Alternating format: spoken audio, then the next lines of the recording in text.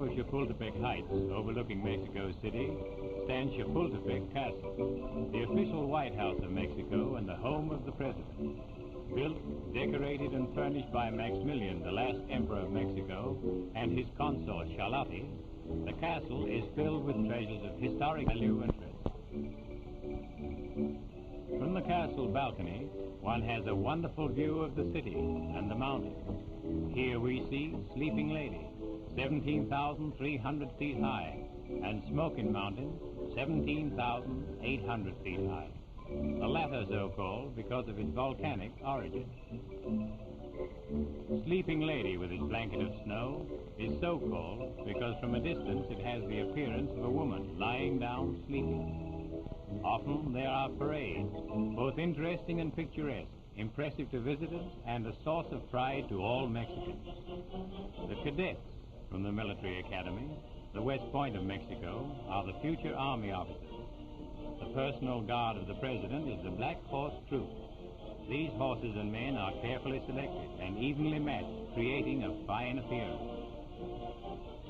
The regular army, well equipped and properly drilled, show a confidence as to their ability and efficiency. The police department is one of the finest in the world. The men are carefully picked and extensively trained, both physically and in duties each must perform. One can see the result of such training and feel the pride these men have in their responsibility. The same condition is true of the fire department. They may not look like firefighters, but don't let their snappy dress uniforms deceive you. Each man is an athlete of the highest type. And with the blowing of the siren, they are on their way with the finest modern equipment to face the hazards of fire and to save human lives and property. On the Plaza de la Constitucion is the National Palace, containing the government offices, Senate chamber, and museum. Here hangs the Liberty Bell, first rung by the priest Hidalgo the night of September 16, 1810, calling the people to revolt for independence. It is rung now each anniversary at midnight by the president. The National Museum contains a wonderful collection of panels, the sacrificial stone, and treasures through which the early history of Aztec and Toltec races have been traced.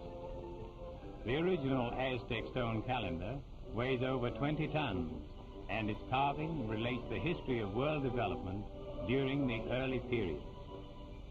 The government has built and equipped a number of schools throughout the country where young Mexico is taught up-to-date scientific agriculture and farming methods. The Bank of Mexico was founded by the government in 1925 and has done much to stabilize the finance of Mexico. The National Theater was started in 1900, and though not fully completed, has cost 20 million pesos to date. The downtown streets of Mexico City are narrow. Because of this, traffic is very heavy, yet it is handled in the highest type manner. One seldom hears of a serious accident or death in the streets, because without question, vehicles and pedestrians obey the police direction. The controlling interest of the national railways is held by the government. However, the actual administration is under private direction. An excellent through service is operated from the Texas border to Mexico City. At least one member of each train crew speaks English, and the stranger is made comfortable and welcome. The Federal District is patterned after our District of Columbia.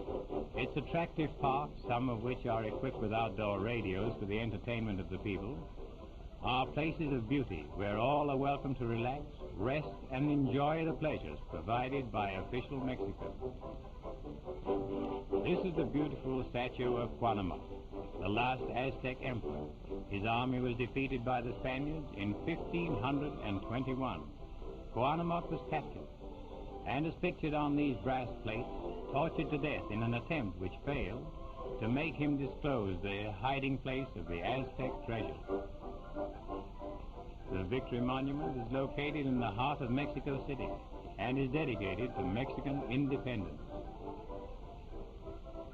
This capital city, because of its elevation and protective mountain range, has the finest tropical climate in all Mexico.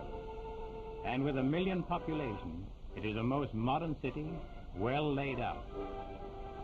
From the air, we have a dandy view of the new stadium building of concrete and steel, in horseshoe shape.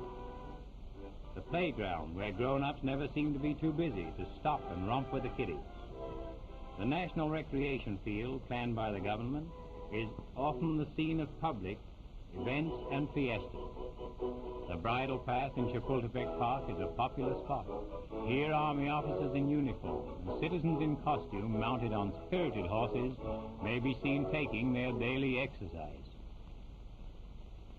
One of the most attractive things about this romantic country is that no matter where the location, even close to cosmopolitan Mexico City, a short auto ride will take you from the new world and present customs into an old world and primitive methods.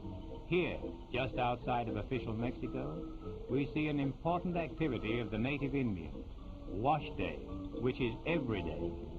The method used is the same as recorded back in biblical days. The results, if compared to that of the automatic washing machine, so common in our homes, would amaze the American housewife.